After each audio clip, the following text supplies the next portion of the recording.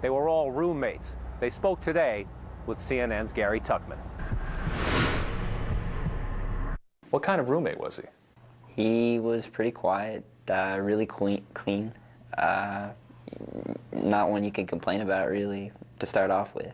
And when you first moved in, you saw this guy, friendly enough, right? Quiet. I mean, everyone wants a quiet roommate, right? Yeah, I mean, he wasn't friendly by any means. He was just quiet. Was he mean? No.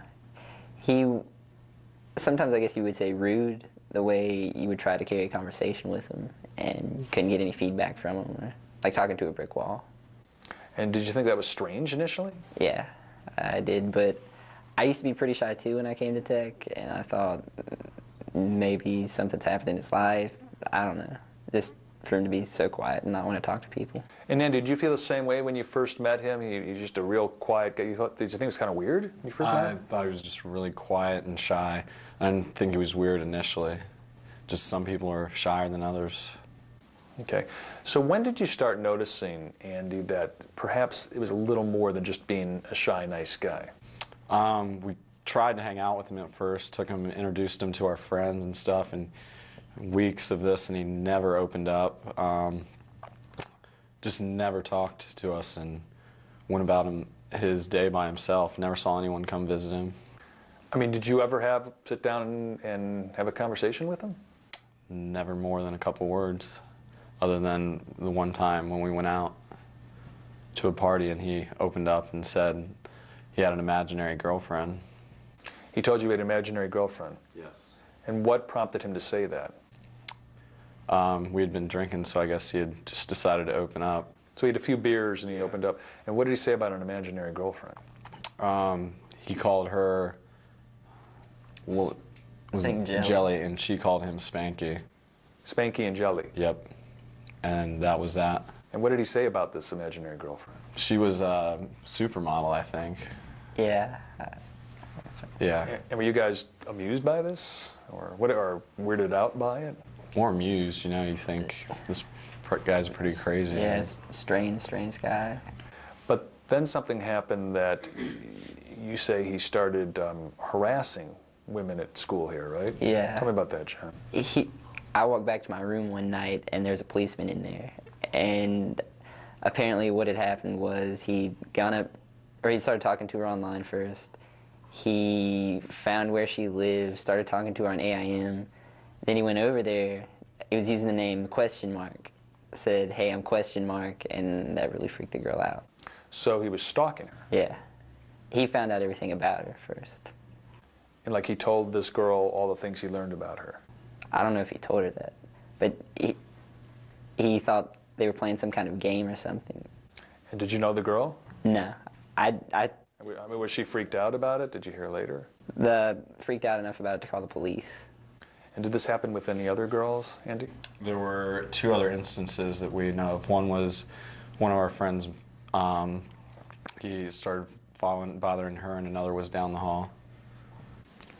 And what happened in those cases? The one down the hall, I got the girl's screen name and kind of told her, I IM'd her and told her, this guy, you know, he's messing around with you, here's his name, and you shouldn't kind of ignore him and just stay away from him. And then the other time, the cops responded again, and Seung became upset about that, and he had told me that he might as well kill himself. And so I told the cops that, and they took him away to the counseling center for a night or two. And when he told you that he might kill himself, did you think he might be serious? It was more out of, I could kind of see him doing it. It was before a break is what I remember, so, and he never went home, so he would have been there over break by himself if he was serious about it. I mean, John, the guy never talked to you, so for him to say he might want to kill himself, I guess that would be pretty notable, right? Yeah, that would be a red flag. I would have said something to somebody. If he had said it to me. He talked more to Andy probably than he did to me, just because Andy's more of a friendly guy. But you lived in the same room as him. Yeah, but after a time I just stopped trying to talk to him. And then when all this sort of started happening with other girls and things like that, I started to keep a closer eye on him. And it was more of instead of me being his roommate, it was more of a watchdog thing to see where he went. Or Why did you feel you had to be a watchdog? Were you afraid for your own safety? Not necessarily for my own safety, but for friends. I stopped telling friends to come by my room, especially girls. I thought about several times trying to follow him to see if maybe he was going to go stalk some other girl in some other dorm so we could get word to them like we did the girl that lived on our hall. I mean, did you think he might harm some of these girls? I never thought that at some point he would harm them, no. But at the same time... But why were you thinking of following him? Like, just because I know a girl would be extremely weirded out by that. I wouldn't want some guy following my sister or...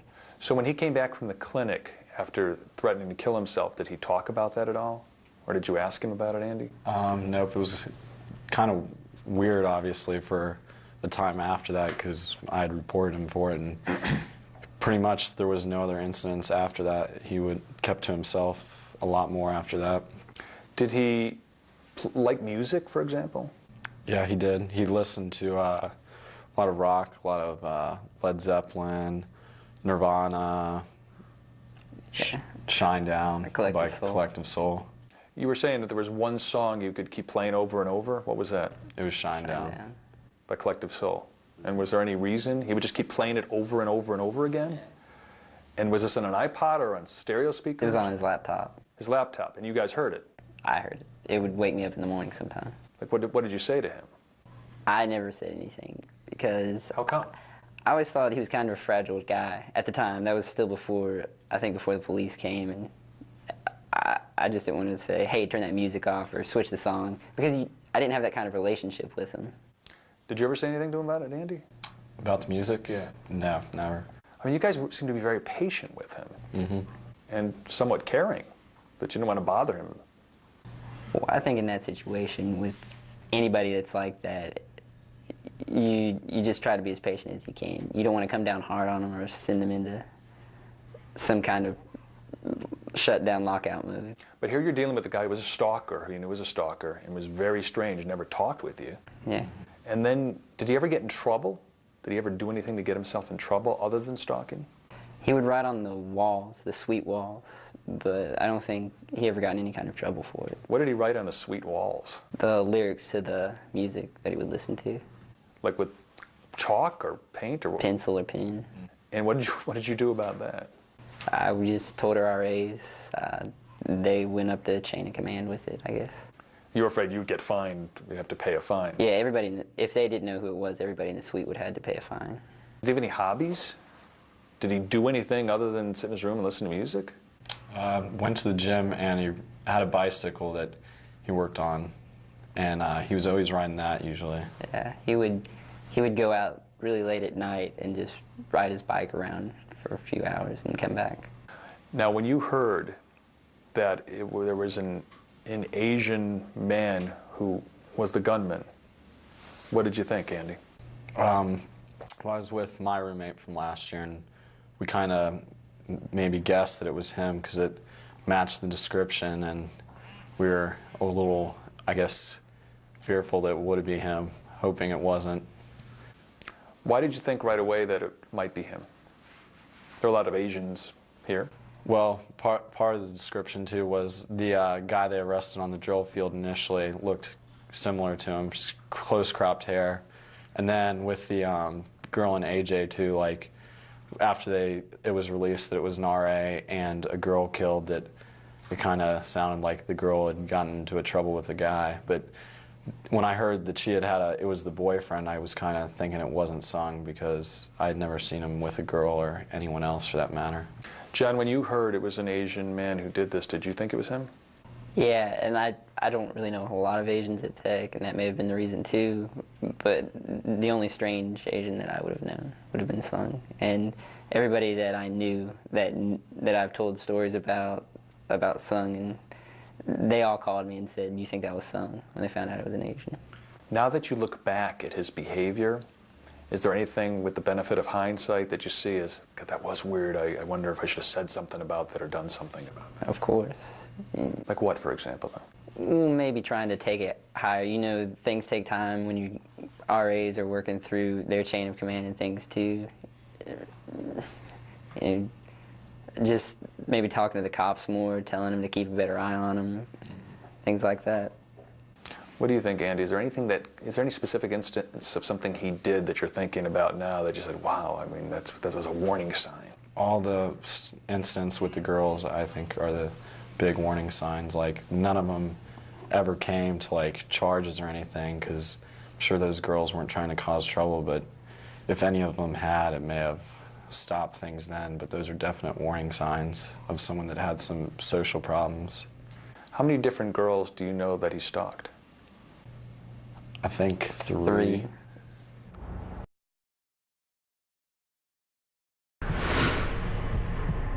You were telling me about one of the girls whose door he went to and he talked to her. Tell me about that and what he said. He said that he walked in, and what he told me one night, which was really strange because he never talked to me, he never got up and closed the door himself, and he never turned off the lights when he was going to bed. So it was really strange when he closed the door and he turned to me and he said, "Hey, you want to know why I went up to that girl's dorm room the other night?" And I said, "Sure, why?" He said that he wanted to go up there and look her in the eyes to see how cool she was, because that's the only way he could tell how cool she was, by looking her in the eyes. And when he looked in her eyes, he saw promiscuity. And when he said that to you, what did you say to him? I said, I just shrugged my shoulders. I didn't know what to say. It really shocked me to hear that come out of his mouth. I mean, did you ever see him with a girl? No. You said he had an imaginary girlfriend, but you never saw him with a real girlfriend. He was never with anyone. Professor, another guy, a girl. So you lived with this guy 1 year, and you never saw him with another person other than your roommates. Right. Right. Did you ever break bread with him, eat with him? At the beginning of the semester, yeah, when we would all get together and go out to eat dinner, we would invite him along. And he'd come? Yeah. He came for a few times. After a while, he stopped. He just declined. But when he came those first few times, did he talk? No. You just sat there and ate? Yeah, and our other friends would try to talk to him too. And they would ask him questions about where he was from, what his major was, and he would give them all the same one-word sentence answer. You were saying when you went to bed, he left the lights on? When he went to bed, he left the lights on. Most of the times I'd be up, doing homework late, and he would just, he would go change. He would just climb up to his bed. He'd leave the door wide open and the lights on. And we had lofted beds too, so the light was right next to his head. And he'd leave the light on all night? As long as I was in there. I would turn it off. I felt bad. I know that I have to have the light off to go to sleep. But at first when he did that, I would say, "Seung, if you ever want to go to sleep, just say it and you can turn the light off or whatever. I'll turn my lamp on." Or, if you want the door shut, that's fine too. If you want a fan on or off, I don't care. And he would say, "Okay." And then he would just do the same thing over again. What is, Andy, the strangest thing you remember him doing now that you look back at it? I guess it was his Facebook profile. He had called it ? And he told me that was his brother. And he had gotten my cell phone number from when we used to invite him to dinner and stuff. So he called me on a couple instances talking and saying he was ? And I remember one night I finally just got completely tired of it. And I'm like, "Seung, the act's up, you need to stop this." And he's like, "This isn't Seung, this is ? Being real and so insisting on that. So I knew he had to be in Cochrane. I went through all the lounges in Cochrane, and not that many, but I finally found him on the, I think it was the Cochrane's the residence hall. Yeah. I found him on the 3rd floor in one of the study lounges. And when you look back at it, is there anything you wish you would have done differently? I keep running it through my head a lot. Since I found out it was an agent in his 20s, and I thought it could be Seung, I've been thinking about it ever since. And I just can't come to a good idea about what we could have done other than what we did do. We called the police, we told our RAs, we thought we were doing the right thing, and he was being taken care of. And I'm not saying, the police or Virginia Tech didn't do their job. In no way am I saying that. But I just feel, everything that could have been done was done at the time. And maybe if we had tried harder to get him kicked out or put something like that, maybe that might have helped. I don't know. Were you ever afraid for your own safety at any time with this kid? It was a little weird, you know, after you know he'd been stalking girls and looking at their Facebooks and learning everything about them. And sometimes at night when I would go to sleep, I'd be a little nervous, but I could always tell he would go into a pretty deep sleep because he would lay in bed and he would always moan and he would always be a really restless sleeper and moving around. So I always went to bed after he did, and he woke up about 2 hours before I did and was always gone. What about you? There's a couple instances where he would, like, you'd leave your door open when you live in the dorm, and he'd be standing there in the doorway, and I'd turn around and he'd be there. And there was one time he had taken a picture of me, and the only reason I noticed him was the camera flash. And I know there was a couple other instances of that with people, but I was more weirded out than scared. But looking back on it all now, you know, he could have been back there doing anything, and I would have never seen it coming. But he was taking a picture of you? Yeah. And what did you say to him? Well, there was another instance that was at the beginning of the year when we were inviting him to dinner. He took us, we were downstairs in the lounge and we were eating. And he had the camera again and he took a picture of the girls next to us, and it was kind of embarrassing because he put the camera down real quick and the girls think that, you know, guy full of tables taking pictures of him, and I never said anything to him. I wish I had, because that was the thing he did. He took pictures of everyone, I guess. Why do you think he was taking a picture of you in your dorm room? He was a strange kid, so expect strange things. How do you feel now sitting here knowing what happened at your campus, John? I feel terrible. You keep thinking about it and thinking about the victims and their families and what they're going through, and if maybe there was something you could have done to stop that or prevent that. It's just not a good feeling at all. What about you, Andy? Can you believe this? Hope seeing the families today really brought it home, because you know they're missing someone now and they didn't even get to say goodbye. I mean, it sounds like you guys were really kind to him. Did you ever lose patience with him? Did you ever tell him, quit it, stop it? What are you doing? Are you nuts? When he started to stalk one of our friends, we told him that was it, and that was when he threatened to commit suicide.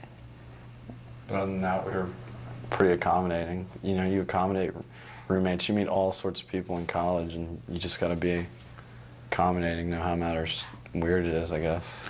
Do you remember, John, what you said to him specifically about the stalking of your friend? Like, do you remember the words you said to him or your tone of voice? I still didn't want to be really rough with him because he was still in the same room, and I didn't know, like, if I left that day after I had said something, I didn't know if I would come back and find all of my stuff trashed or something like that. So, you know, you say stop. I mean, you said, said that's to him, not cool. stop? I mean, did you say, listen, I said, yeah, that's not cool. That's our friend. And it was just emotionless. But did he immediately tell you that I want to kill myself, or did that come later? It came later on. Like that same day, or? Yeah, later. Actually, it may have been the next day. It was over the internet. He had me too. I am that to me. Remember what he said though in the IM? I might as well kill myself now. So you guys probably talked to each other and decided to call the police at that point. Mm. Yeah, and the girl too, I think she had her parents call the police when she found out that he kept going back to her door and writing on her dry erase board and things like that after we told him to stop. Did he go to classes all the time, or did he cut sometimes? As far as we knew, he was going to classes. He would leave most of the day, and you'd see him come back every once in a while, but for the most part, he wasn't in the room. Did you talk to him a lot online? He would IM a lot online. He would definitely say a lot more over instant messenger than he would in person, I guess because he could hide behind the computer.